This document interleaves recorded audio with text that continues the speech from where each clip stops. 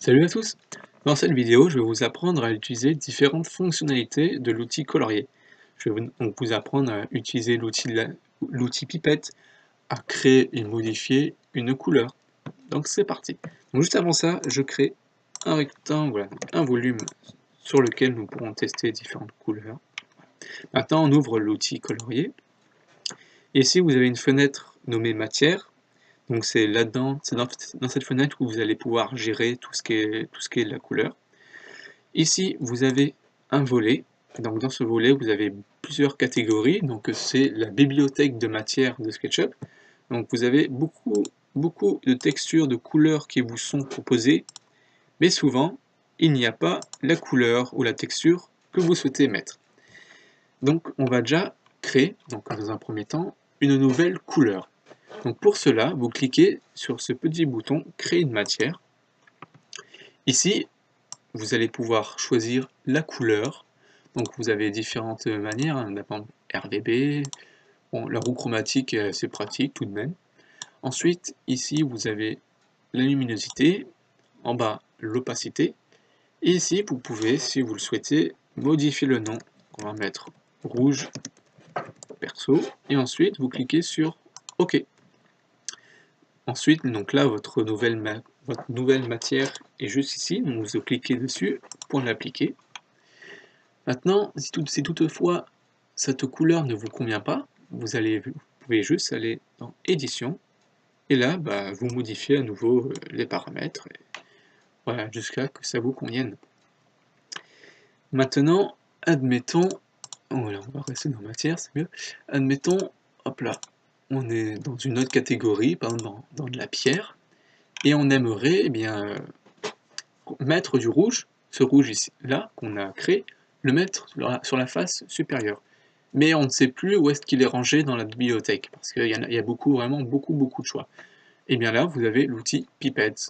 Donc vous cliquez dessus, clic gauche, vous sélectionnez avec un clic gauche la matière que vous souhaitez prendre, la matière est ici, vous cliquez dessus, et ensuite vous avez juste à l'appliquer sur la surface, tout simplement. Maintenant, je vais vous apprendre à créer une nouvelle matière en utilisant une image texture. Donc pour cela, on clique à nouveau sur Créer une matière. Là, donc tous les paramètres qu'on a vus précédemment, on les ignore. Il faut juste cocher ici Utiliser l'image de texture. Donc là, vous allez parcourir dans votre ordinateur et sélectionner une image. Donc moi, c'est une image de bois, texture de bois. Vous faites ouvrir et vous faites OK. Wow, vous pouvez aussi la nommer, hein. On va mettre bois perso. Voilà. Maintenant, vous prenez votre matière et vous l'appliquez. Donc vous apercevez que notre image, elle est ici, est petite. Et elle se multiplie pour pouvoir couvrir la totalité de la surface. Donc bien sûr, ça fait moche et c'est pas du tout ce qu'on veut faire. Donc pour modifier cela, on a deux manières. La première, c'est en allant dans Édition, et là vous allez pouvoir modifier la taille de l'image. Donc par exemple mettre 1 mètre par exemple, 2 mètres, voilà. Donc je vous conseille de garder la chaîne là verrouillée, ça permet de garder la proportionnalité de l'image que vous avez insérée. Bon, vous pouvez tout à fait la casser, hein, c'est un choix. Voilà, moi je vais la laisser verrouillée. Donc là, en modifiant ici, ça va modifier la matière en elle-même. Donc à chaque fois que vous allez l'appliquer, ça va être identique de partout. Vous voyez ce que je veux dire?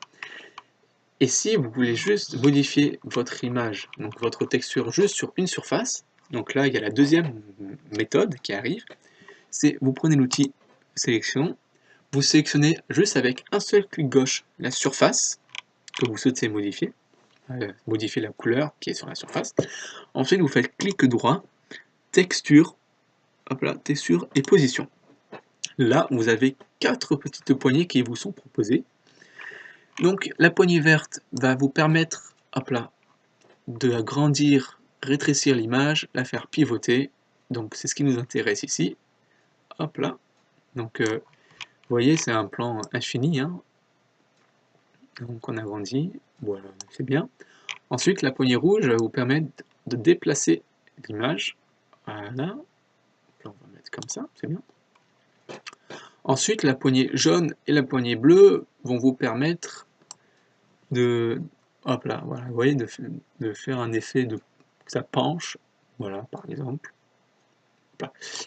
Et une fois que vous avez fait les modifications nécessaires, il faut à tout prix taper Entrée. On va cliquer sur, appuyer sur la touche Entrée pour valider, sinon bah, ça ne prend pas en compte les modifications que vous avez faites.